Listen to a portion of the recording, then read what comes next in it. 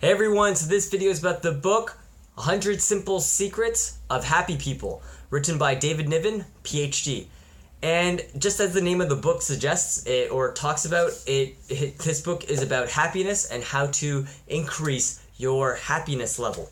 And despite the fact that there are 100 tips or tricks or strategies listed out in this book, there are three underlying themes or three things that I've kind of noticed that they all have in common. So number one is to have a purpose. So have a purpose and to act out on your purpose. So have your purpose in life and go for it. So that's number one. The second thing is to have good relationships. So have good and high quality relationships, because at the end of the day, when you're on your deathbed or when you're thinking back on your life, you're not going to think about the things that you bought or the things that you had, but rather you're going to be thinking about the connections and the experiences that you had with other people. So that's the second thing. It's to have high quality and good connections or relationships. And then the last thing is to focus on just being yourself. So too many people are just caught up with, oh, I gotta act this way, I gotta dress this way, I gotta buy this, I have to listen to this person.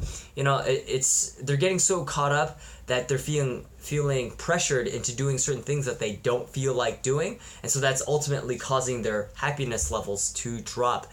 So, you know, they're watching TV, watching social media, or they're on social media, they're watching the news, and then all these things are negatively affecting who that person wants to be, because you know, that person's saying, oh, I'm not good enough, this person's doing this, or that person's doing that, oh, what am I doing with my life? And so that kind of depresses them or lowers their happiness level. So just be who you are, just do what you want to do, and forget everything else. So those are the three underlying themes of these 100 different ways. But I'm also going to give you 5 tips or tricks or strategies that he talks about in the book.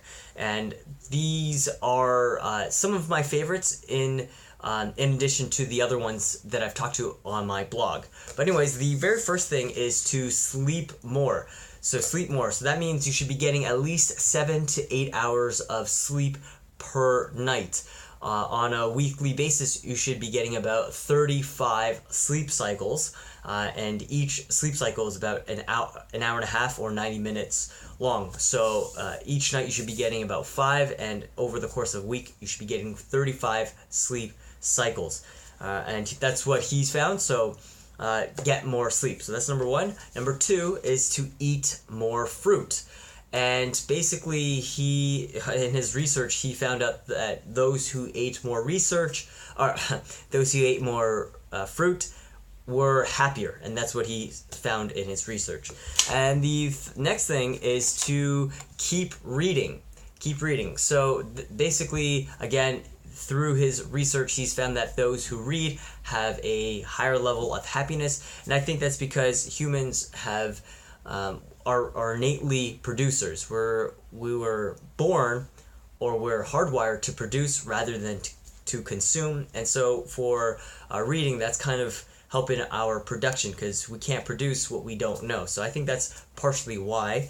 He doesn't really give an explanation, but he just lists out these strategies and tips and tricks. And then the next thing is to don't ignore parts of your life. So that, you know, your life, your happiness, your love or your relationships, your finances, your health, they're all kind of interconnected. And so if you ignore one part of your life, it's gonna soon or slowly, it's gonna affect other parts of your life. So example, if you're not happy, then you're not gonna perform well at work, you're not going to want to exercise, your relationships, you're not going to put as much effort into them. So, you know, it's just, they're all kind of interconnected. And so he's saying that you shouldn't ignore parts of your life. You should focus and make sure that you have all parts of your life running.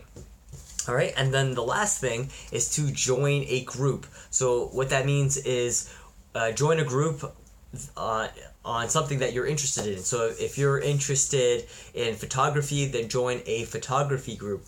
Or if you're interested in snowboarding, then join a snowboarding group. So join a group of interest, and that's where you'll get more happiness. And that's kind of what he was talking about with the whole relationship thing. So when you build better relationships, or when you build relationships, you become happier. Alright, well anyways, I hope you enjoyed this video. If you did, please give it a thumbs up. If you're interested in the book, there's a link down below. And if you want to check out more points, check out my website at www.bookstakeaway.com. And yeah, thank you for watching, and I'll see you again in the next video. Bye for now.